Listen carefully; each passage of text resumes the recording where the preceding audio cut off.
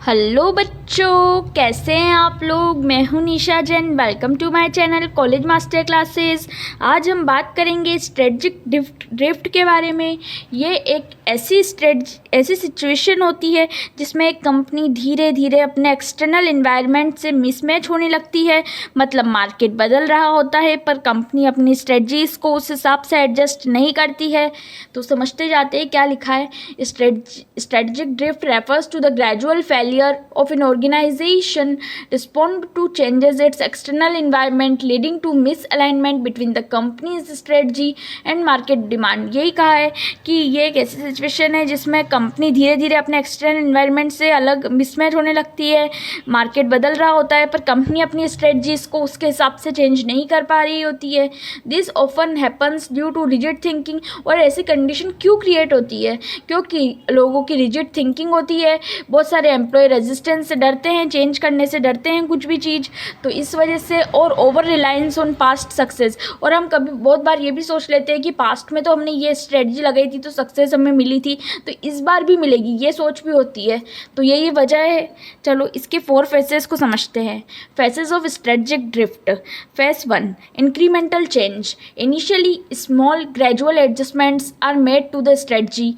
क्या कहा है? सब कुछ नॉर्मल चल रहा होता है, कंपनी छोटी छोटी चेंजेस करती है जो मार्केट के साथ अलाइन होती है। कोई मेजर प्रॉब्लम नहीं होती है इस फेस में और बिजनेस स्मूथली ऑपरेट कर रहा होता है। This changes align with the external environment allowing business to remains competitive. No major shifts are required. कोई भी मेजर शिफ्ट रिक्वायर्ड नहीं होती है as the company continues to perform well. यही कहा है कि सब कुछ नॉर्मल चल रहा होता है। तो अगर वो छोटे छोटे चेंजेस करती है जो उसकी स्ट्रेटजी और मार्केट एक्सटर्नल मार्केट के साथ अलाइन हो जाते हैं, मैच हो जाते हैं और कोई मेजर प्रॉब्लम नहीं होती है इस इंक्रीमेंटल चेंज में, और स्मूथली ऑपरेट कर रही होती है इस फेस में।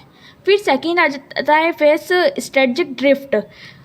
External changes accelerate but the company still makes only minor adjustments. लेकिन फिर एक्सटर्नल मार्केट जल्दी बदलने लगता है और कंपनी वही पुरानी स्ट्रेटजीज फॉलो करती है। ये छोटी छोटी चेंजेस अब काफ़ी नहीं होते हैं, ये अभी तक माइनर एडजस्टमेंट्स ही कर रहे होते हैं फर्स्ट फेज में जैसे इन्होंने किया, बट सेकेंड फेज में ये छोटी छोटी चेंजेस काफ़ी नहीं है।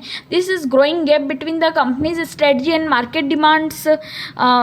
धीरे धीरे मार्केट और कंपनी के बीच गैप बढ़ने लगता है लेकिन मैनेजमेंट को ये रियलाइज़ नहीं होता है। Management fails to recognise the need for a major transformation. तो यही कहा है कि सेकंड फेज में क्या कहा है हमें कि एक्सटर्नल मार्केट जल्दी बदलने लगती है और कंपनी वही पुरानी स्ट्रेटजीज लगाती रहती है जो छोटे छोटे चेंजेस जो उन्होंने इंक्रीमेंटल फेज में किए थे। बट इसमें जो है मार्केट धीरे धीरे इसमें ना मार्केट का गैप बढ़ने लगता है। धीरे धीरे मार्केट और कंपनी के बीच का गैप बढ़ने लगता है लेकिन मैनेजमेंट को ये बात रियलाइज़ ही नहीं होती है। ठीक है, अब हम थर्ड पढ़ेंगे फेज 3 फ्लक्स। अब कंपनी को प्रॉब्लम्स आनी शुरू हो चुकी होती है। The company starts facing performance issue and internal conflicts. Different leaders में propose different strategic direction to leading to confusion. The company struggles to adopt and uncertainty grows. If not correct this phase leads to decline. क्या कहा है? इस face में company को problems आना शुरू हो चुकी होती है, सेल्स गिरने लगती है, इंटरनल कॉन्फ्लिक्ट्स बढ़ने लगते हैं, लीडर्स अलग अलग सॉल्यूशन सजेस्ट करते हैं लेकिन कोई क्लियर डायरेक्शन नहीं मिल पाता है। मार्केट की डिमांड कुछ और होती है पर कंपनी एडप्ट नहीं कर पा रही होती है वो चीज़। अगर इस स्टेज पे सही एक्शन नहीं लिया गया तो बिजनेस कोलैप्स की तरफ बढ़ने लगता है, डिक्लाइन की तरफ गिरने लगता है। तो इसके बाद आता है फेज 4 ट्रांसफॉर्मेशन या डिक्लाइन। ट्रांसफॉर्मेशन या डिक्लाइन ये फाइनल स्टेज होती है। अब कंपनी के पास 2 ऑप्शन होते हैं, ट्रांसफॉर्मेशन या फिर डिक्लाइन का। समझते हैं। At this point the company must either undergo a strategic transformation, radical changes in leadership, business model और स्ट्रक्चर, और face decline, losing market share, financial closure. क्या कहा है इसने कि अब कंपनी के पास 2 ऑप्शन है ट्रांसफॉर्मेशन के। अगर मैनेजमेंट रेडिकल चेंजेस करे, मतलब अगर मैनेजमेंट रेडिकल चेंजेस करे, नए स्ट्रेटजीज अडॉप्ट करे या बिजनेस मॉडल इम्प्रूव करे तो कंपनी वापस मार्केट में आ सकती है।